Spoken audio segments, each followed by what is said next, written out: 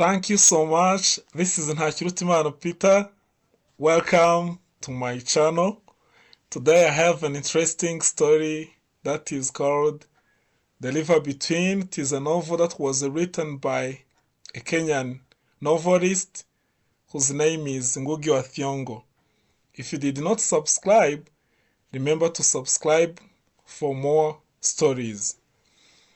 In rural Kenya, two Gikuyu villages called Makuyu and Kameno sit on two ridges divided by the Honia River. The villages are rivals and often antagonistic toward each other, but they are united by their dependence on the same river for water and agriculture. Chege, an elder of Kameno, believes that his son Wayaki is the prophesied savior who will rescue their people from the invading white colonialists. Although Wayaki is still a boy, all can see from a young age that he is a natural leader with an unusual sense of power in his eyes. Chege believes that Wayaki must understand the white people if he is to defeat them, so he sends his son to study at the school in nearby town Siriana under a white missionary named Reverend Livingstone. Wayaki's friends Kamau and Kinuthia accompany him and they study there for several years. Joshua, a Gikuyu Christian pastor from Makuyu, has two daughters, Nyambura and Mutoni. A devout Christian, Joshua strictly forbids his daughters to be circumcised, as is the custom of Gikuyu women, believing that it symbolizes the tribe's evil ways.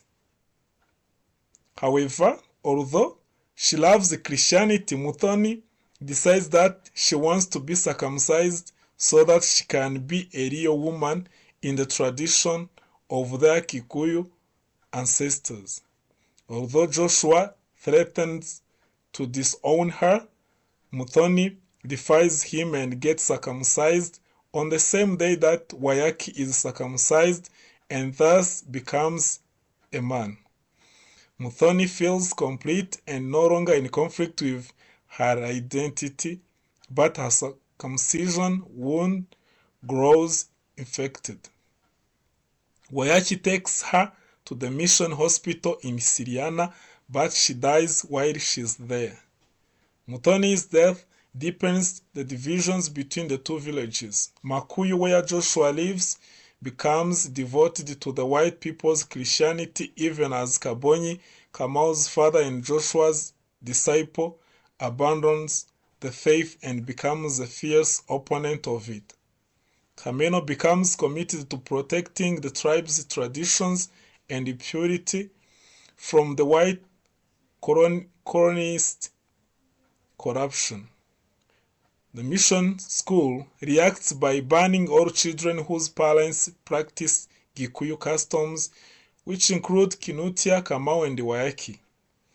The villagers hear news that white settlers across the country are exiling Kikuyu people off of their lands or forcing them to work as serfs. They fear that the white people will disrupt their agrarian way of life. Banned from the mission school, the three young men built their own school in Kameno to spread education to the Gikuyu in the ridges. Although Kabonyi believes they must fight the encroaching white people with weapons, Wayaki believes that only education can help them fight the white people and their new governments. He wants to unite Makuyu and Kameno under the cause of educating their children in order to fight together for their political freedom.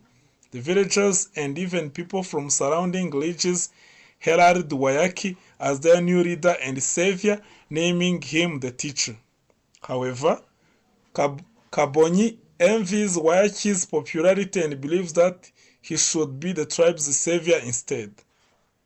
He starts sowing dissent against Wayaki and scheming to destroy him. As part of this plan, Kabonyi forms the Kiama, a governing council meant to protect the tribe from Joshua and his white people's religion.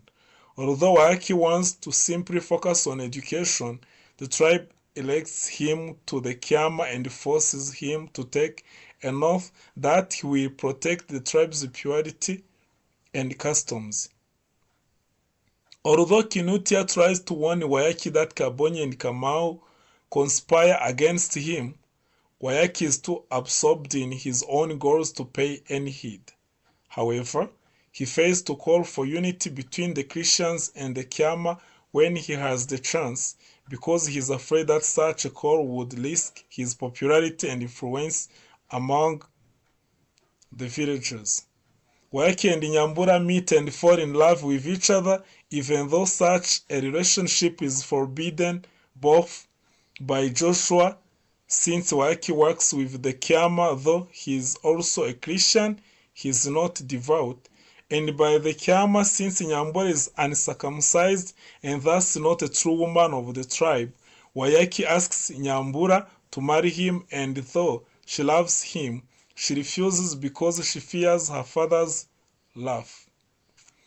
However, Kamau and Kabonyi learn of Wayaki's proposal and use it to turn the people against Wayaki, since he has broken the Kiama's oath of purity. In the end, Wayaki tries to call for unity and education so that together their people can resist the white colonialists and vie for their political freedom. However, Kabonyi challenges Wayaki, claims that he himself is the tribe's savior, and reveals Wayaki's love for Nyambura. The tribe demands that Wayaki denounce his love for Nyambura for the sake of the oath. When he refuses, they turn on him and give him and Nyambura over the Kiama for judgment and punishment. The villagers are ultimately ashamed that they so readily sacrificed their own savior. The hills return to silence and to sleep, unable to rise against the white colonialists who invade, take land, and demand taxes. Thank you so much. Thank you for being with us. If you did not subscribe, you can remember to subscribe for more videos. Thank you.